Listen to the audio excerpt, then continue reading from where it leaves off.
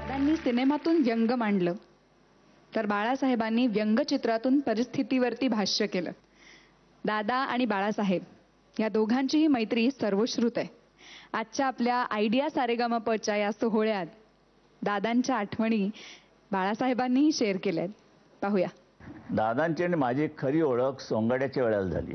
तसा मी त्यांच्या वगाला जाऊन येत होतो. इच्छा माझी पुरी करा, इच्छा माझी पुरी करा, म्हणजे ते नुसते शाहीर होते. आणि मी त्याचे 2-3 असे प्रयोग आवडायचे मला त्यावेळेला. दादांचे ते एकंदर झटका, संवाद फेकण्याची त्यांची एक डब. दादांनी विनोदाच्या हंड्या खूप फोडल्या. त्यांना फार ती पहिल्यापासून सवय आहे ती. मी पण तसाच एक व्यंगचित्रकार असल्यामुळे एक हलकट माणूस आहे. आम्हाला असे सुचतात कल्पना व्यंगचित्रकार म्हणून, आणि त्यामुळे आमचं जरा जमलं असावं कदाचित. दादांची ना माझी मैत्री.